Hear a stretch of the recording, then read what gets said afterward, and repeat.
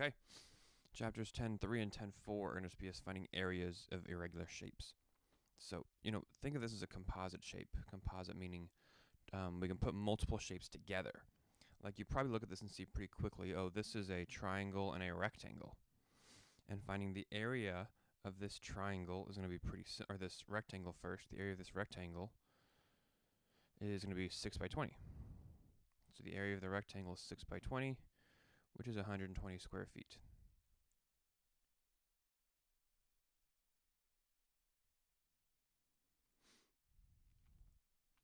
The triangle might take a little bit more doing. We know the area of a triangle is base times height.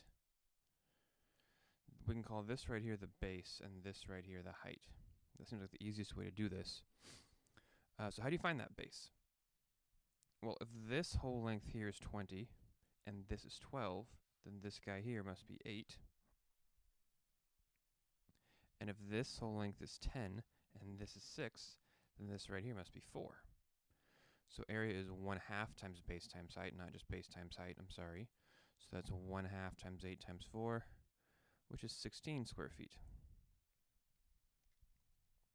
So the total area is going to be 120 plus 16, which is 136 square feet.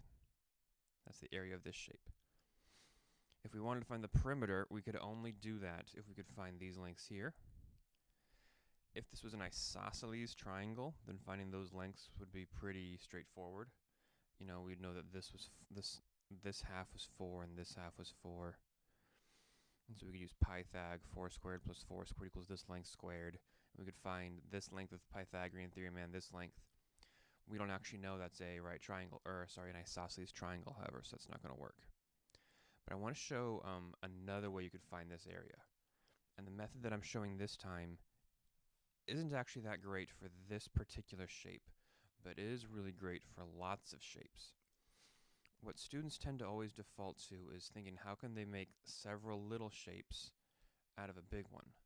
But what can also be really nice, a really healthy way to think about this, is what if I thought about a really, really big shape?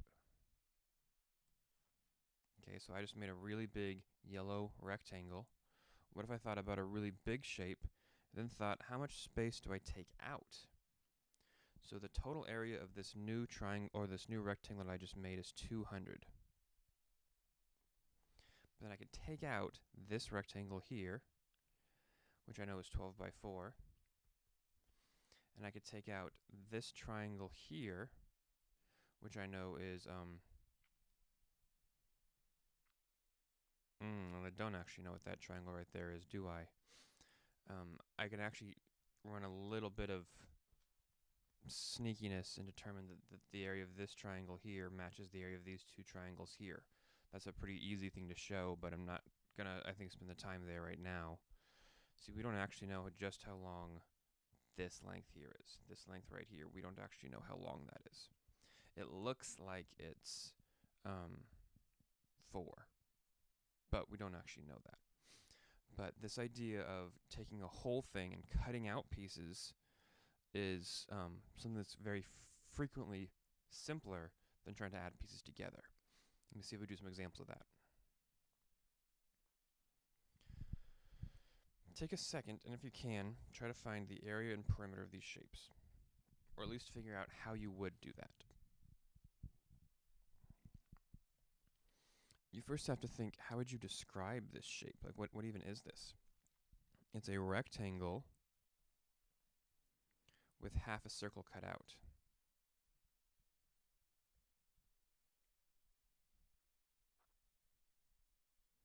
So this right here is a semicircle, and it's being taken out of this rectangle. So what I'm going to do is I'm going to find the area of the rectangle and then subtract the area of the half circle. So a semicircle is a half circle, and that'll give me the area of the total shape.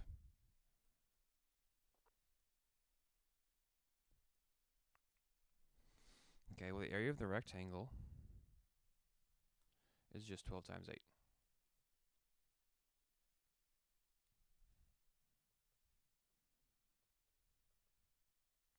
the area of a half circle.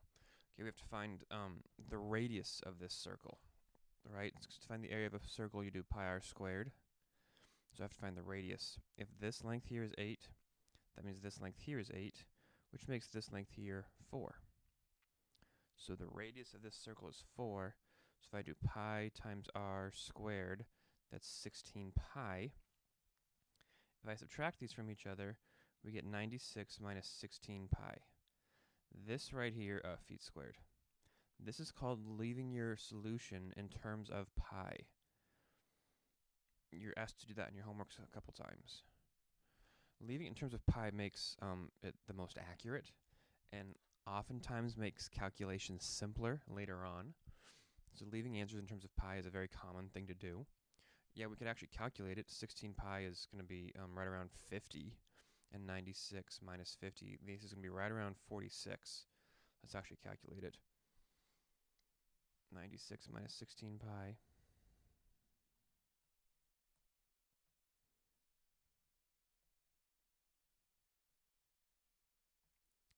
45.73. But leaving it in terms of pi means you don't actually calculate the pi value. You just write it. So 96 minus 16 pi. Okay, that was me finding the area. Now let's find the perimeter. Well, the perimeter is going to have a 12 here, an 8 here, a 12 here, and we have to find whatever this length here is. If I can find that length there, it's going to be 12 plus 8 plus 12 plus whatever that unknown length is for the perimeter.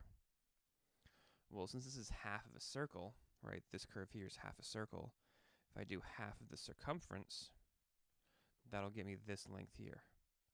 Circumference is 2 pi r, and we're going to cut that in half, so half the circumference is 1/2 times 2 times pi times r. Well, 1/2 times 2 is just pi, and the radius we know is 4. So the circumference is 4 pi. So 12 plus 8 plus 12 plus 4 pi. I'm just going to call 32 plus 6 pi, or 4 pi. This is the circumference. Not circumference, perimeter. It involves kind of a circumference, but not all the way. So we just found the area of the shape and the perimeter of the shape. Okay, same thing with the next one over here. Imagine, it's not drawn super well, but imagine that this circle is just going right up to the edge. So all of these points here should be just barely yellow points touching. Think of this as a square minus a circle.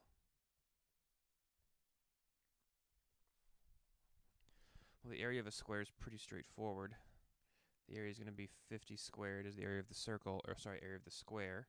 So the area of the square is 50 squared. The area of the circle is pi r squared. And we know that r is 25.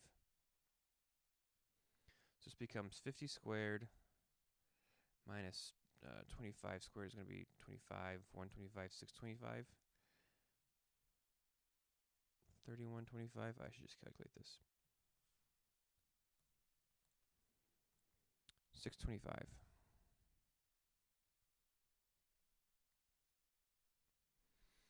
And I'm just going to leave it like that. The area is 2500 minus 625 pi meters squared. It's the area of a square with a circle taken out. Okay, square and circle taken out. Now, that's not super big. 2500 minus 625 times pi is 536.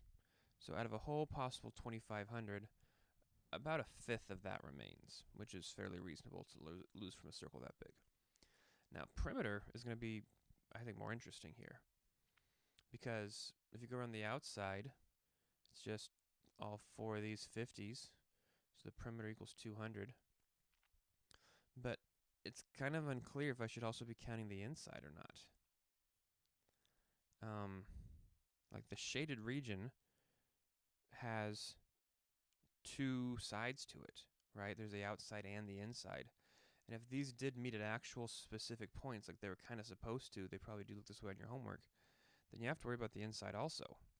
So I'm going to find the perimeter of the inside also, just to be safe, and that's just a circle. The circumference is 2 pi r, which is 2 times pi times 25, which is 50 pi.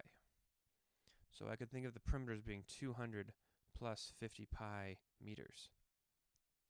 That got real small over there, I apologize. But it's the outside is 200. The inside perimeter, the inside circumference is 50 pi. And 200 plus 50 pi would be if I was going to start here and walk all of this and walk all of this.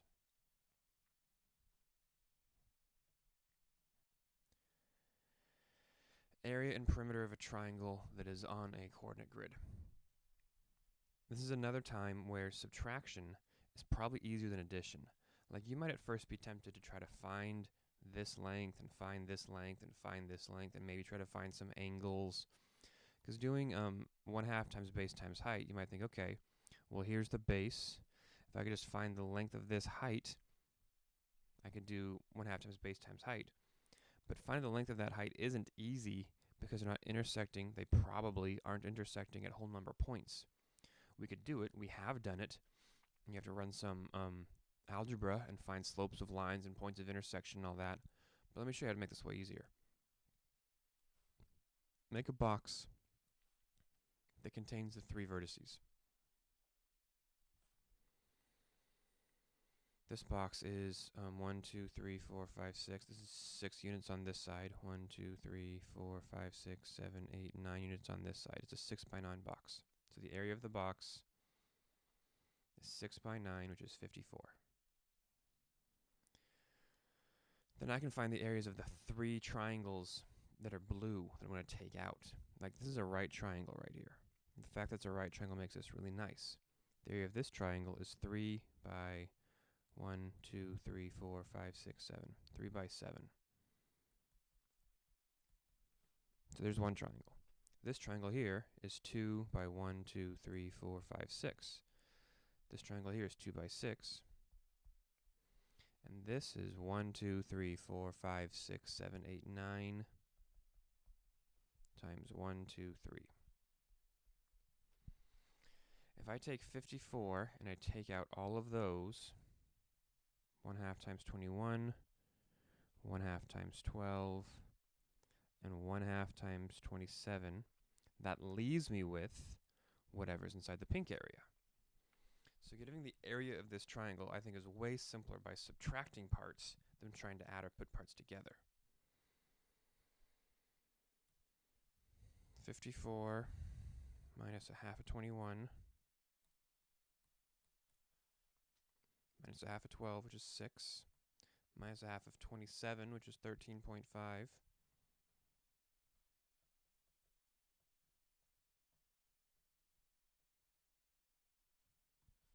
24. That's the area of this triangle. 24 units squared. Okay, now let's find its perimeter. This, sadly, will involve more algebraic type things. I'm going to say this is the point -4, -2. This is the point -2, 4. And this is the point 5, 1. I have to find this distance, and this distance using the distance formula.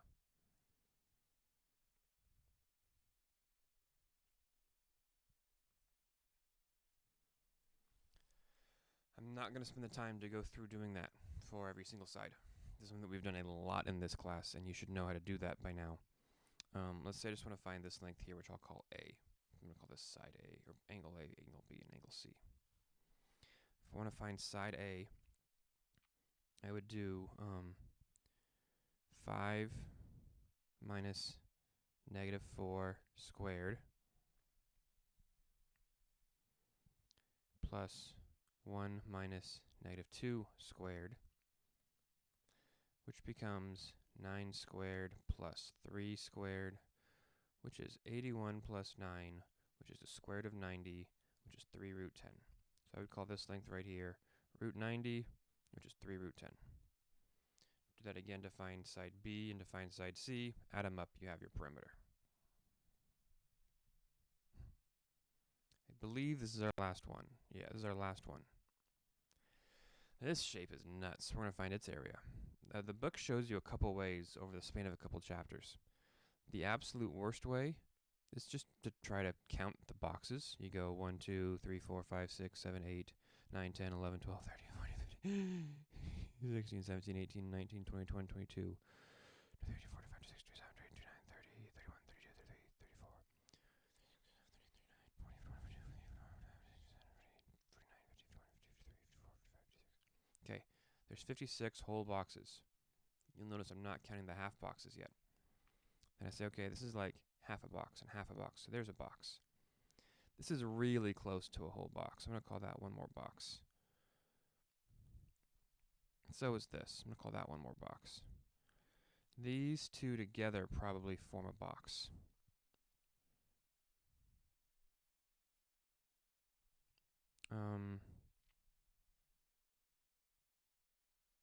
Yeah, and then you try to piece together how many other boxes you have left over. And by just counting all these boxes, you're trying to figure out how big the area is. And I think, oh gosh, that's miserable. You can do it that way, and a lot of you probably will do it that way because counting makes you feel comfortable. But there's definitely better ways.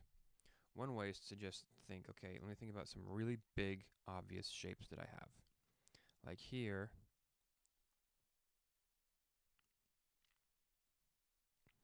is a rectangle that kind of sticks out on this side, but sticks in on this side. If I just find the area of that rectangle, 2 by 1, 2, 3, 4, 5, 6, 7, 8, 9, 10, the area of this rectangle is 20. What else can I find? If I did like this parallelogram right here, just want to do base times height for this parallelogram. That's a base of 1, 2, 3, 4, 5, 6, 7, 8, 9, 10, a height of 2. That's also going to be 20. Then I could look at like this triangle here, and that's half of 3 times 2, which is 3. And I could look at this rectangle here, which is a little bit big, and that's going to be 2, 4, 6, 7 times 2 is 14. And I could do this triangle here, which is 4 by 1 times a half, which is 2. And I can try to get shapes. I think I'm going to make this a rectangle. Yeah, I think I'll make the rectangle here. This seems fine if I go all the way out here. That's 1, 2, 3, 4, 5, 6, 7, 8, 9 by 1. And if I do like this triangle here, I'll do this trapezoid. I haven't done a trapezoid yet. Here's a trapezoid.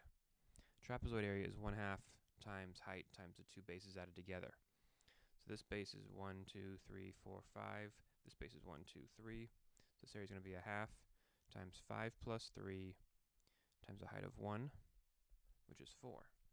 And I take 3 plus 2 is 5, 19, 39, 59, 68, 72. And we could say that's 72 square units. And that's better. It's better than counting, believe it or not, because you get a more accurate and I think a faster and less chaotic way of trying to find these things. What's still the best, I think? Draw the big rectangle. And we know this rectangle is 1, 2, 3, 4, 5, 6, 7, 8, 9 by 1, 2, 3, 4, 5, 6, 7, 8, 9, 10, 11. The big rectangle is 9 by 11. Let's see what to take out. If I just draw like this triangle here, and I find the area of that triangle, that's 1, 2, 3 by 1, 2, 3, 4, 5, 6. Half times 3 times 6 is 9. I'm going to take out this triangle. Here I might actually just count boxes. 1, 2, 3, 4, 5, 6, 7 boxes there. Let's call this a half a box, so there's 7.5. Let's call this a half a box, so there's 8. And let's call this a box, so 9. I'm going to call this 9 boxes. This corner, let's just call that 2 boxes. And this corner, I'm going to do this triangle. So it's 1, 2, 3 by 1, 2, 3, 4, 5. If I take 9 plus 2 plus 7.5 plus 9, that's 27.5. If I take away that 27.5 from the 99, I get 71.5 boxes. Very, very close to that 72 we got the other way. Now, these are all just estimations. I mean, obviously, some of this yellow line is outside, some of this is inside. This is all just an estimation. But that's the best we can do with a shape like this, is just estimate its area. So, finding the whole box around the outside and then taking away what's left is probably the best way to go about this. Okay, that's it for today. If you have questions, hit me up.